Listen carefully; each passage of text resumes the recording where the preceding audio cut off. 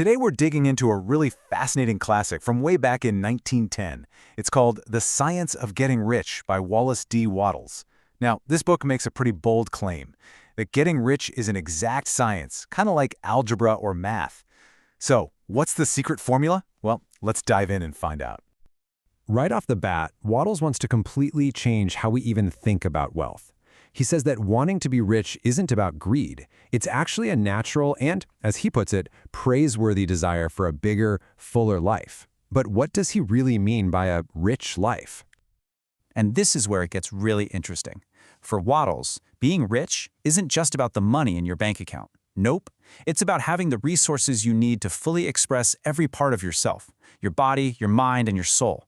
Having the means to chase your dreams, to learn, to see the world, and just grow without being held back. So based on that definition, the book's first huge point is that you actually have a fundamental right to be rich.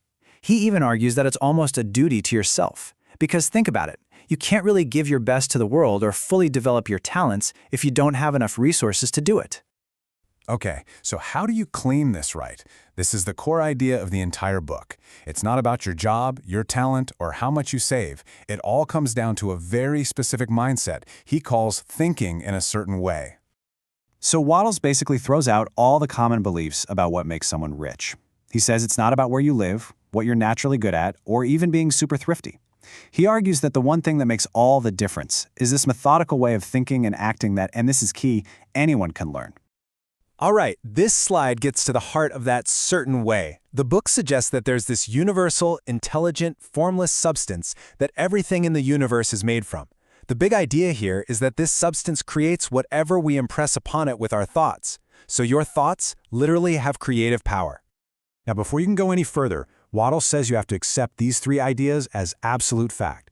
First, that this thinking substance is real. Second, that your thoughts can shape it. And third, because of that, you can literally create the things you think about. This is the foundation his entire philosophy is built on. If you can get on board with those ideas, it leads to a massive, and I mean massive, shift in how you see the world. It moves you away from a mindset of competition and into a mindset of pure creation. Let's take a look at what that means. So, the competitive mind, which is what most of us are taught to have, operates from a place of scarcity. It sees life as a fixed pie, right? It believes that for you to get a bigger slice, someone else has to get a smaller one. But the creative mind? It believes the supply is limitless. It doesn't try to take what's already there. It focuses on creating brand new value out of that formless substance. And this quote just sums it up perfectly.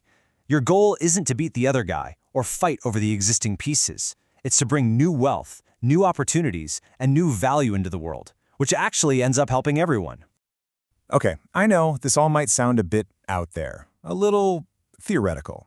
So what does doing things in a certain way actually look like in your day-to-day life?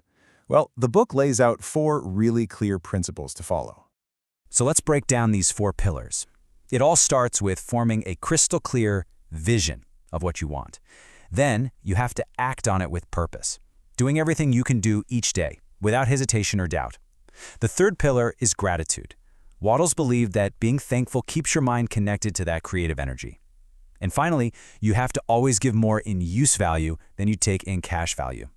Basically, make sure every single person you do business with feels like they got a great deal. Now you're probably thinking, this was written in 1910. How on earth does this apply to my life today? Well, honestly, the core message about mental discipline and focused thought is probably more relevant now than it's ever been.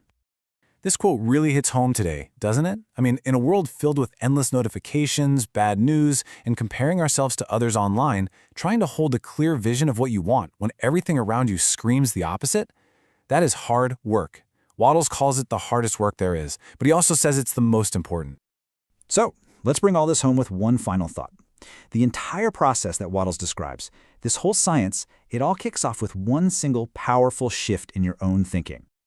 I want you to make this practical for a second. Just think about one area of your life right now. It could be your career, a project, a money goal, where you feel like you're competing, where it feels like for you to win, someone else has to lose.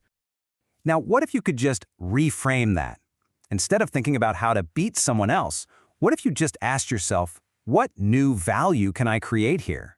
How can I add to the world in a way that helps everyone involved?